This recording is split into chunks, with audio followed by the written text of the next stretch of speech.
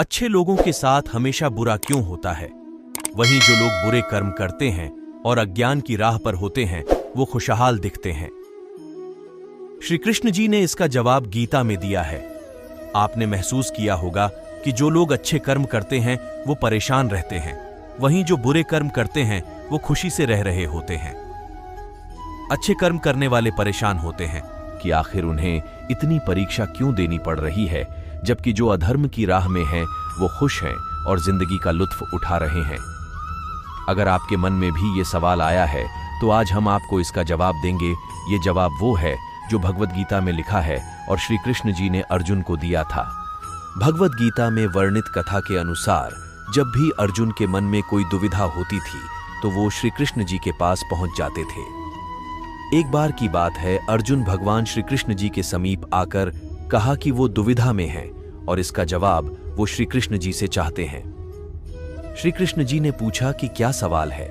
अर्जुन ने कहा, मुझे ये जानना है कि अच्छे लोगों के साथ हमेशा बुरा ही क्यों होता है, वहीं बुरे लोग खुशहाल दिखते हैं। अर्जुन के मुंह से ऐसी बातें सुनकर श्री कृष्ण मुस्कुराए और कहा, मनुष्य जैसा सोचता है और महसूस करता है वैसा कुछ नहीं होता है, बल्कि अज्ञानता की वजह से वो सच्चाई नहीं समझ पाता है।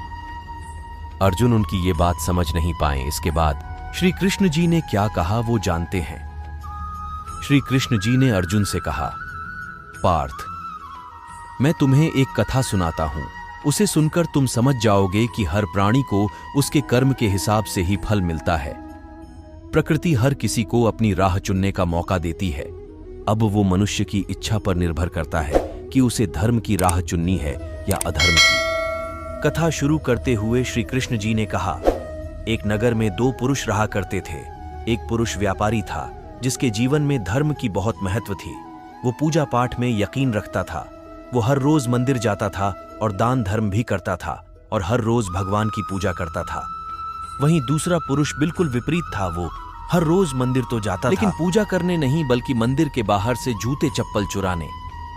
उसे दान और धर्म से कोई लेना देना नहीं था। समय बीतता गया और एक दिन बहुत जोर की बारिश हो रही थी। इस वजह से मंदिर में पुजारी के अलावा कोई नहीं था। ये बात जब दूसरे पुरुष को पता चली तो उसने कहा कि ये सही मौका है मंदिर का धन चुराने का। पंडित से नजर बचाकर उसने मंदिर का सारा धन चुरा लिया। उसी समय धर्म कर्म में विश्वास रखने वाला व्यक्ति भी मंदिर पहुंचा। दुर्भाग्य से मंदिर के पुजारी ने उसे ही चोर समझ लिया और चिल्लाने लगे। वहां लोग एकत्र हो गए और उसे बहुत मारा। किसी तरह वो बचते बचाते वहां से निकला तो दुर्भाग्य ने उसका साथ वहां भी नहीं छोड़ा। मंदिर के बाहर वो एक गाड़ी से टकरा गया और घायल हो गया। फिर वो व्यापारी लंगड़ाते हुए घर जाने लगा तो रास्ते में उसकी मुलाकात उस पुरुष से हुई जिसने मंदिर से धन चुराया था। उसने कहा, आज तो मेरी किस्मत चमक गई, एक साथ इतना सारा धन मिल गया। ये सब देखकर व्यापारी को बहुत बुरा लगा और उसने अपने घर से भगवान की सारी तस्वीरें निकाल दी। कुछ सालों बाद दोनों पुरुषों की मृत्यु हो गई। मरने के बाद जब दोनों यमराज की सभा में पहुंचे और भले पुरुष ने दूसरे व्यक्ति को देखा तो उसे बहुत गुस्सा आया। उसने क्रोधित होकर यमराज से पूछ ही लिया, मैं तो हमेशा अच्छे कर्म करता था, दान में विश्वास रखता था, उसके बदले जीवन भर मुझे अपमान और दर्द ही मिला और इस व्यक्ति को नोटों से भरी पोटली। आखिर ऐसा भेदभाव क्यों? इस पर यमराज ने कहा, पुत्र, तुम गलत समझ रहे हो।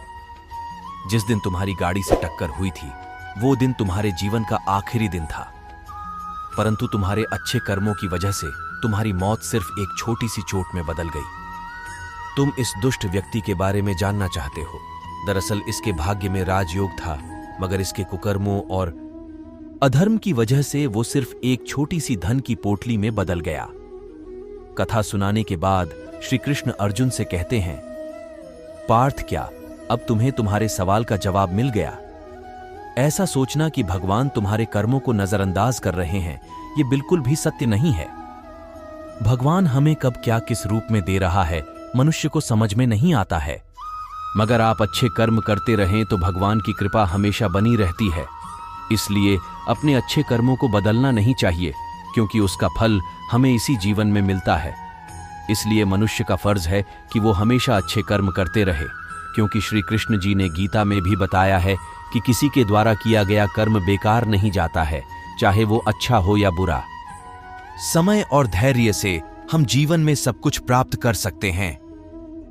दोस्तों, इस वीडियो में बस इतना है। मिलते हैं अगले वीडियो में। अपना ख्याल रखेगा। जय श्री कृष्णा।